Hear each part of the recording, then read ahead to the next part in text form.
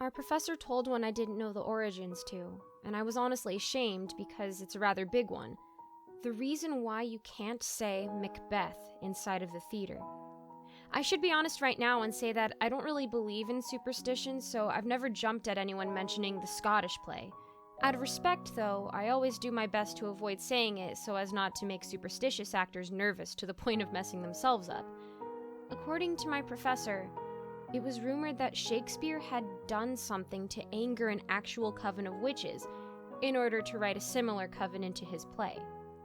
It's never been specified, or at least I never cared to look into it, but whatever it was, it had to be pretty bad.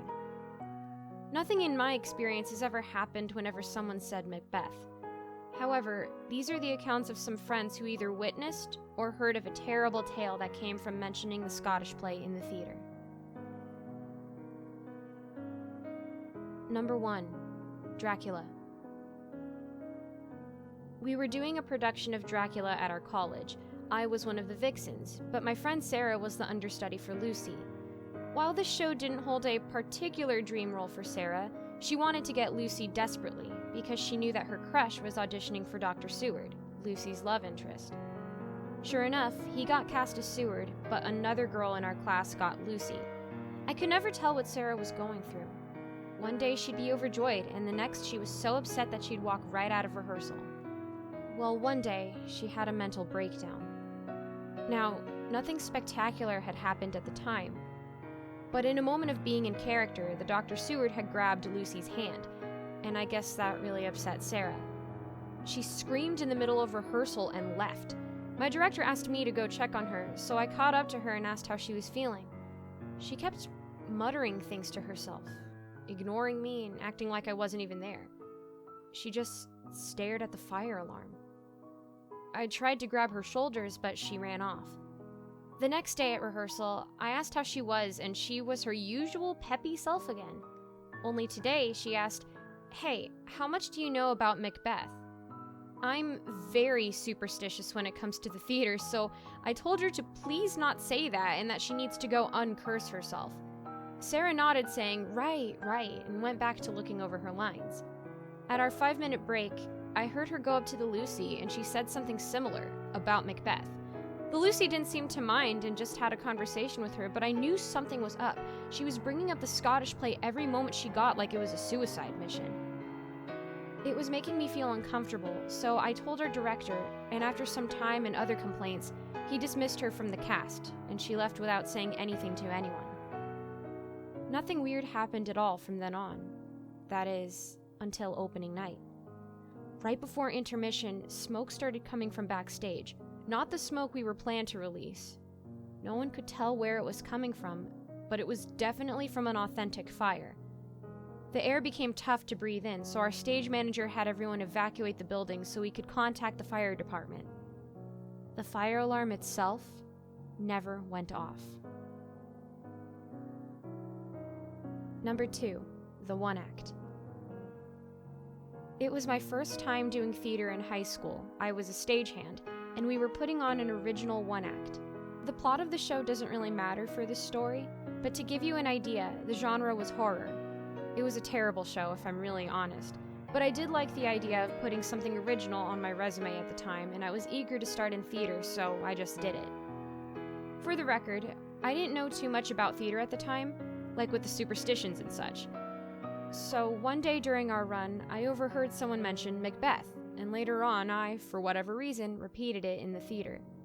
One of the actresses had a shocked expression upon hearing it, but everyone else just confirmed to me that it was just some superstition, so she went back to doing what she was doing. In our show, there's a part where one of the characters drops a glass object on the floor. The object in particular, a small bird-shaped statue, was actually made of plastic. When the actor dropped it behind the counter and into a bin, Tech would play the sound of glass shattering to give off the illusion.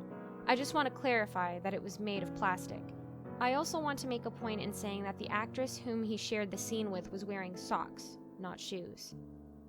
The very night I had said the Scottish play, all went on as normal. The actor dropped the plastic statue, the sound of glass shattering played, and the two actors continued the scene. Until the actress walked over to where he had dropped the plastic statue into the bin. Regularly, She was supposed to walk around the counter and to the front of it, but she grimaced midway and stopped.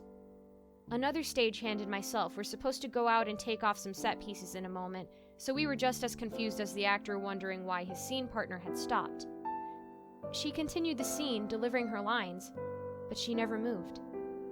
The time finally came for us to take off the counter and bin, and the actor did his best to usher the actress from her spot. She began walking with him, and we noticed her socks were all bloody. We immediately told the stage manager, who had the curtains come down so she can be checked out. She had several deep cuts on her feet, all from glass. As we were waiting for help, we looked over the stage and saw shards of glass that weren't there before, that have never been there before. It may seem anticlimactic, but please never say Macbeth in the theater, for your safety and for crew and actors.